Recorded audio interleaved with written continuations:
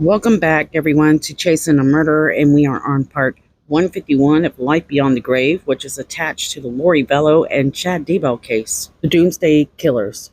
So it's official, guys, that, they've both been to trial and have been found guilty of taking the lives of J.J. Vallow, who was 7 years old, by the way, Tylee Ryan, 16. She's on her way to making her way out of the house, nearly 18 years old, and Tammy Daybell, which was the wife of Chad Daybell. So I refer to them often as the Doomsday Serial Killers. And today I have another series for you. And let me remind you that this one is going to be a little more simple when it comes to the images so that I can start getting these series out. I want to get them finished, to be honest. We've been on it for over 4 years now. Now, right now, the timeline that we're on is September of 2019, which is following along with the month we are currently in. Lori Vallow has been settling into her townhouse. I guess you can call it that. She's not really settling in. She's just getting by. Meanwhile, Chad Daybell and his family, his wife, Tammy Daybell, are living in their little ranch in Salem, Idaho. What do we know about Tammy Daybell? We know that she's a hardworking mother, wife, and librarian for a school nearby. According to several co-workers that worked with Tammy, they say that they did notice that Emma Daybell was hanging out with her mom quite often. One of the things they were all quite aware of is the fact that they were going to a Zumba class together. In fact, her boss, Principal Richard Garman, said that they work for Central Elementary in Sugar City. He said that Tammy is a librarian at the school and that her main jobs were to program computer lab. She taught kids about internet safety. She even covered a few lunchroom duties. She would also do lunch count here and there. According to the principal, this was an opportunity for her to save a few dollars. Also, according to Principal Garner, he said that Tammy often read stories to the elementary students at the school. Tammy often volunteered a lot of her time at the school. She done a lot for the school and the students there, and even made curtains for the PC lab room. Also, according to those co-workers, Tammy was well liked and very helpful to the facility. And one thing that comes with doing so many duties is a lot of walking back and forth throughout the hallways, from room to room, a lot of activity. Tammy did whatever she needed to do in order to make a living, help out the school and the students, save $1 here and there, and even participate in any kind of charity work, such as, marathons, and we'll talk more on that shortly. They also noticed that Tammy seemed to have very good health, and so this would be important to what will happen in the near future. Tammy rarely, if ever, took a sick day. She was reliable to show up to work. September 7th, 2019. According to Principal Garner, he says that day he sees Tammy and Emma cross the finish line for a 5K that they participated in for charity. In fact, this race was actually sponsored by Emma's husband. His name is Joseph Murray. As they crossed the finish line, he said he decided to talk with them for a little while, and he remembered that, nothing seemed out of sorts for Tammy, that she seemed healthy, normal, everything was great. But again, we never hear stories about Tammy and Chad together as a couple. Very rarely. Remember, we learned that Chad actually dreamed of being part of the LDS leadership one day. But now he was kind of drifting away from that dream, away from the congregation, his desire to one day be a bishop for the LDS. His focus was on something his own wife had no idea about, and it was building up his own church that he was building. So the 144,000 he was building along the side of his lover, Lori Vallow. They were guaranteed leaders of this group. He no longer needed anyone's approval to lead anything. Those desires to be a ward leader, bishop, all gone. To most people who were associates or friends with Chad, they seen him as a kind-spirited person, a very faithful man of God, very humble, and some people would even describe him as being driven in his writing and that he loved being with people. One witness said something like fairly humble, which was quite interesting. In 2019, Chad Daybell is nowhere near that godly man. He lies to his wife. He's taking trips for work that are not work related. And he's doing this with his murderous lover, Lori Vallow, along with help from friends within this circle.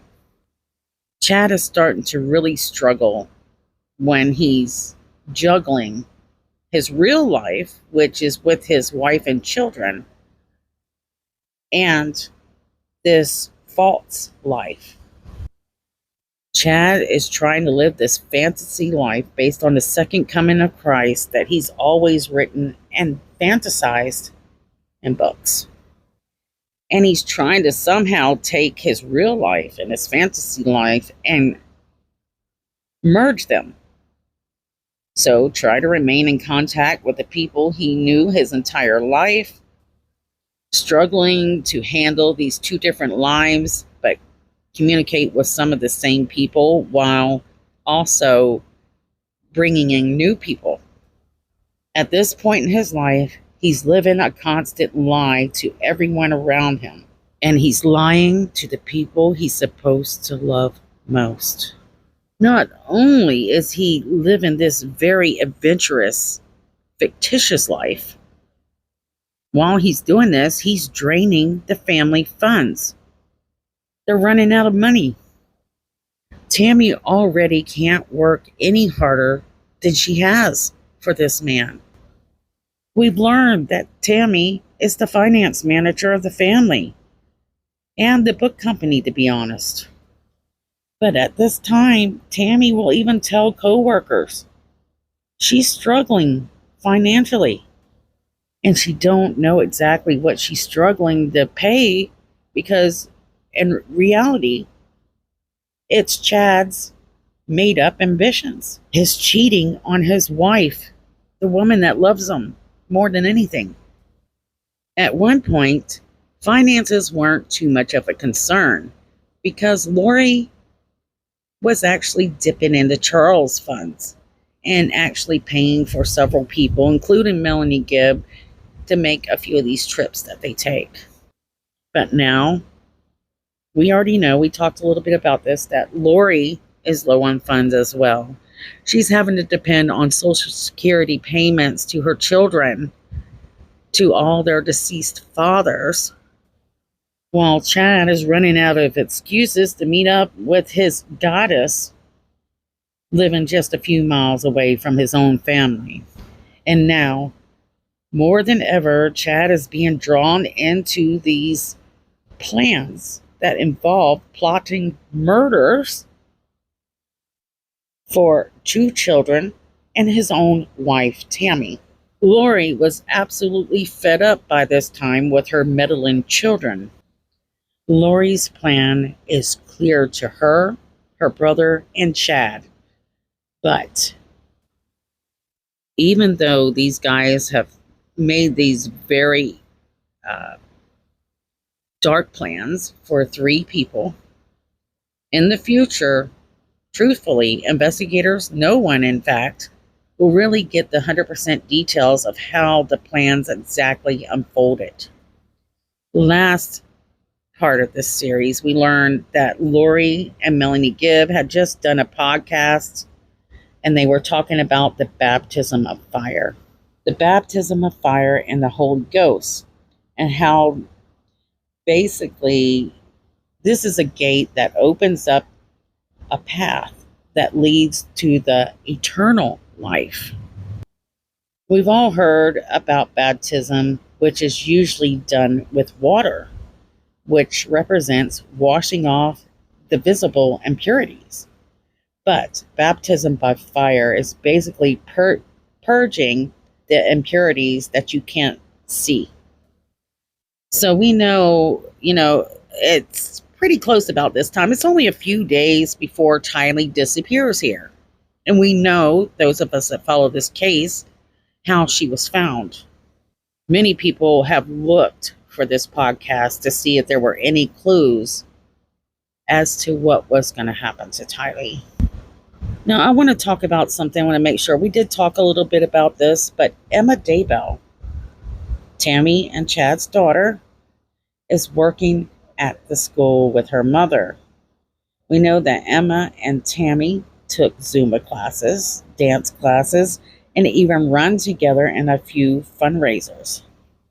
I really want to make sure that listeners understand that this is very important to know, because later on, during Chad Daybell's trial, Emma and her siblings will try to make her own mother seem frail, weak, and unhealthy.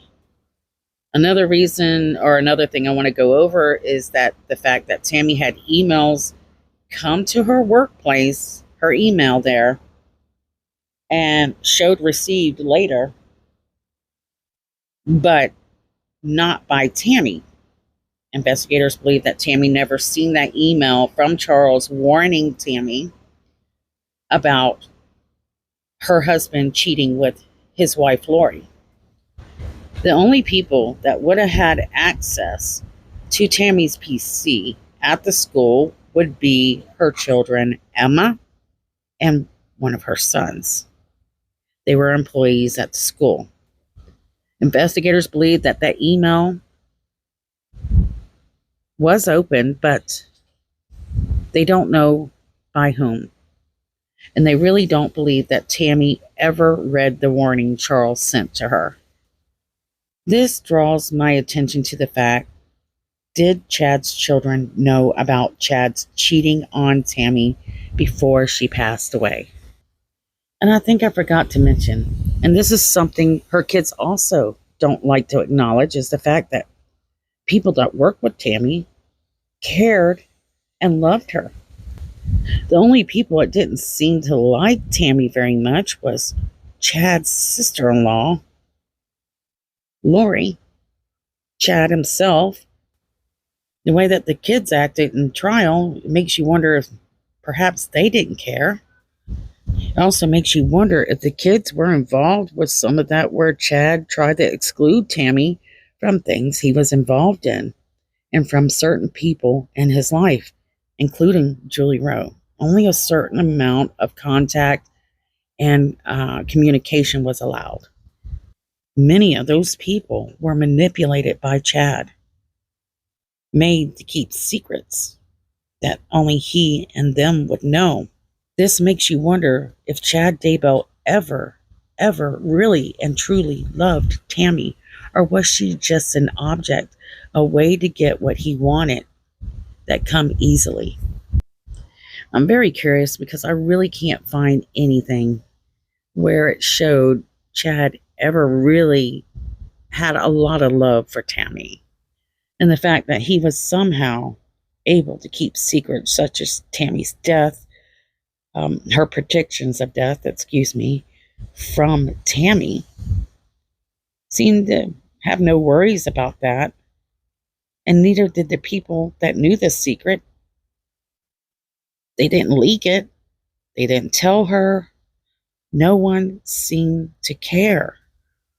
Chad and Tammy's entire marriage was nothing but a bunch of Chad hiding secrets, plans, and relationships. Hiding all of that from the one person he's supposed to love more than anyone. Can't help but wonder, did Tammy ever know the man that she thought she was in love with all these years? I know my heart was broken when I realized that the majority of Tammy's life was built around catering to Chad's needs, wants, desires, and he really relied on her sacrifice.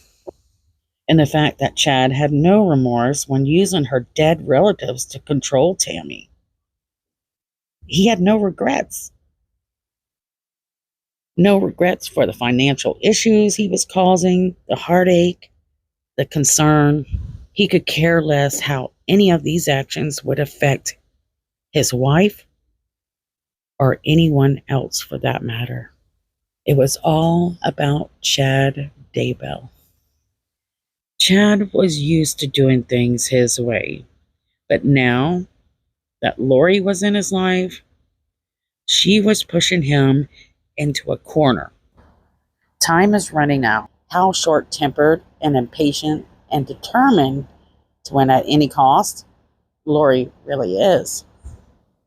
And Chad is about to learn as well that he's met his match, someone that is more determined and more selfish than he could ever have been. From here on, there's no opportunity to find a door that he can back out and close. Now, we know that they're financially struggling, both Chad and Lori, around this time. They're running lower on money. They're not broke, but they're getting low. And something Melanie Gibbs says she noticed is the fact that Lori somehow always had brand new clothes, a new pair of clothes every single day, though mostly she wore spandex pants and t-shirts. She didn't do laundry, I guess. She just bought brand new clothes. According to investigators and the records that they shared with us, Lori is using her dead husband's Amazon account to make purchases online. We know that. She had even tried to purchase wedding rings, but the person she was trying to purchase the rings from backed out. But something many of us are wondering is about Tylee Ryan. We don't know exactly what Tylee is going through or what her mother has said to her, what her mother has done to her. We know that JJ mentioned his sister was leaving. What does this mean? Did Tylee get told that she was going somewhere too? Where was this somewhere? We know that Lori Vallow has made Tylee's life quite difficult several times throughout her life. Tylee's best years was whenever Charles was in that family's life. Tylee Ryan lost her father, Joe Ryan, which she wasn't too close with anyway. And that's because she was told that Joe Ryan was abusing her. Lori killed the only stability in Tylee Ryan's life, Charles Vallow. Tylee wasn't going to school. She had no place to call home, no friends, no family, and most of all, her belongings were scattered all over several areas, including storage and other houses. Tylee has a lot going on around her, and I'm sure she's trying to figure out what's going on. I am absolutely certain she was scared and felt utterly alone. She was just trying to understand everything happening in her life. The person she should have trusted most is the same person she should have been saved from. We don't know if Tylee understood what was happening, if she had made some type of agreement with her mother even. But Tylee Ryan was down to her last hours of life in this part of the timeline. And her last few days are very cloudy. No one knows exactly how these last few days went down. The last known sighting of Tylee Ryan is September 8th of 2019. The fact that Tylee disappeared before JJ didn't make sense, since she was JJ's caretaker after all. Really, you would think that Tylee's absence would actually make Lori's life harder. I would be interested to know if investigators were reaching out to her about Charles, what they were saying to her, or what she was learning during this time. Even better, what were investigators saying to Tylee and Alex Cox? Was there anything going to them? Were they reaching out for more information from these guys? So, what do we know about Tylee that could be of interest? One, we know that Tylee could have been a witness in that house the day Charles was shot. Number two, we know that Tylee wasn't afraid to express her discernment, right? Especially for Chad Daybell. We've heard several times how Tylee was not a fan of her mother's lover. We heard how Tylee let it be known that she did not like Chad. We know that Tylee is very intelligent. Her dad, Charles, is shot. And within days, a strange man is staying with Lori in that same house that this all went down.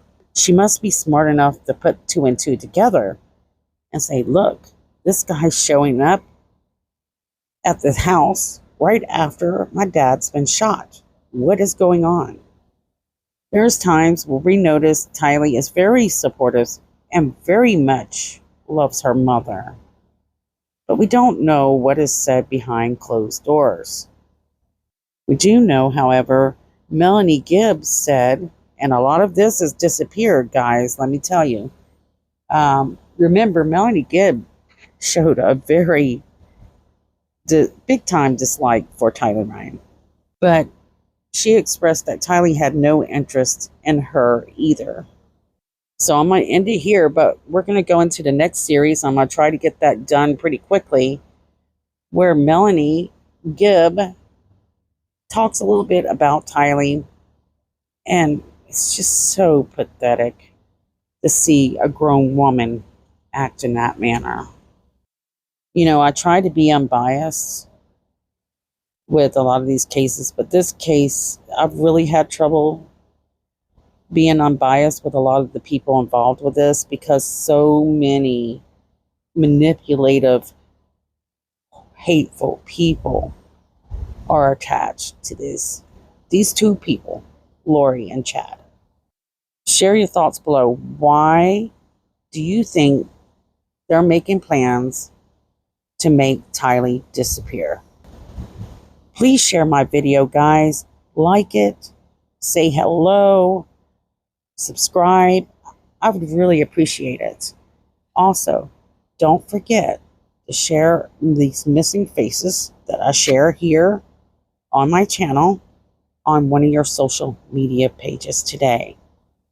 In fact, one of our girls, Aisha Degree, is starting to get answers. If you don't know about that, go look it up.